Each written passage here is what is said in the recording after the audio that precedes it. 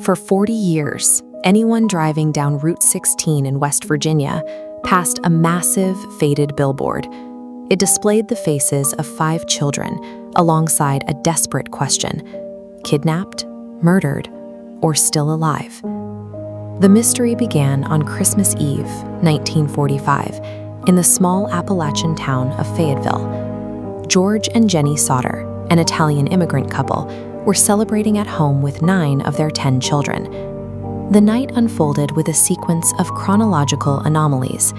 At 12:30 a.m., Jenny answered a wrong number phone call, hearing a strange laugh and clinking glasses in the background. On her way back to bed, she noticed the downstairs lights were still on, and the front door was completely unlocked. Half an hour later, the house caught fire.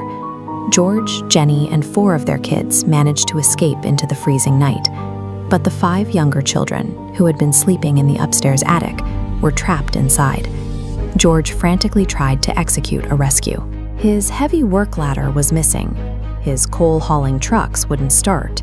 The rain barrel was frozen solid. The parents were forced to watch the structure collapse. The local fire department, relying on a disorganized phone tree system, didn't arrive for hours. By morning, the home was reduced to a smoking pile of embers. Firefighters combed through the ashes, but they found no human remains, not a single bone. A fire brief enough to consume a house in under an hour typically leaves identifiable skeletal remains. The total absence of bodies created an agonizing informational vacuum. George and Jenny realized their children might not have died in the fire at all. George and Jenny began to suspect that the fire hadn't been an accident at all. Instead, it was a diversion, a cover for something far more sinister happening in the shadows of their own yard. The motive lay in local politics. George openly and harshly criticized fascist Italy. His remarks angered members of Fayetteville's immigrant community, prompting one insurance salesman to threaten that George's house would burn and his children would be destroyed. The days leading up to the blaze supported the theory. The older sons had noticed a strange car parked along the highway, its occupants watching the younger children walk home from school. And moments before the smoke appeared on Christmas Eve, Jenny heard a hard, rolling thud on the roof.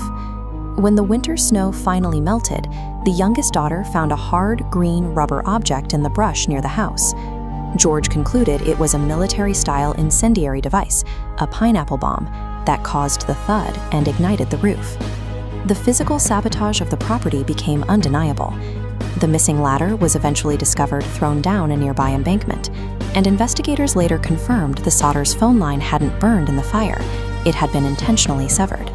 Even the official investigation appeared corrupt. The family learned that the local fire chief had secretly buried a piece of raw beef liver in a dynamite box in the ashes. He planned to pass it off as a human organ to force the family to accept the deaths and stop asking questions. 20 years later, a letter arrived from Kentucky. Inside was a photograph of a young man possessing the exact facial features of 9-year-old Louis Sodder. The back read, "Louis Sodder, I love Brother Frankie."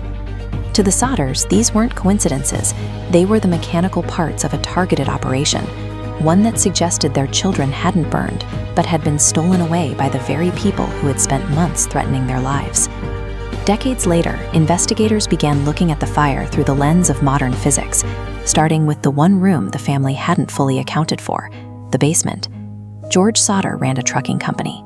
He stored large quantities of coal and 50-gallon drums of gasoline in his basement.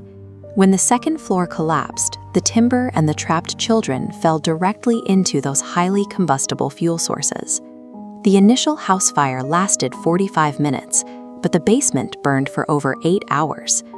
The coal and gasoline effectively turned the foundation into an industrial crematorium, generating temperatures easily capable of reducing bone to ash.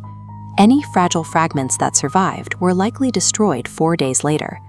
Overwhelmed by grief, George bulldozed 5 feet of dirt over the site to create a memorial garden. The crushing weight of the soil ground remaining evidence into dust. The more suspicious details also unravel upon closer inspection. The severed phone line was cut by an admitted petty thief stealing equipment. Police tracked down the late-night caller and confirmed it was a genuine wrong number. And the trucks likely failed to start simply because George, in a blind panic, flooded the engines. When the physics of the blaze are reconstructed, the necessity for a kidnapping vanishes. What remains is a tragedy fueled by coal, intensified by a delayed response, and buried under the very dirt meant to memorialize it. George and Jenny Sodder spent the rest of their lives and their life savings traveling the country. They chased down false sightings, interviewed strangers, and hired private investigators who took their money and vanished. Jenny wore black mourning clothes every single day until her death in 1989. Sylvia, the youngest survivor, carried the burden of the investigation deep into the 21st century. Trapped in the vacuum of a flawed 1940s investigation, a mother and father could not accept that their children simply vanished. The Sodder fire shows how blinding parental grief can mutate a tragic accident into a haunting myth, one that outlives everyone involved.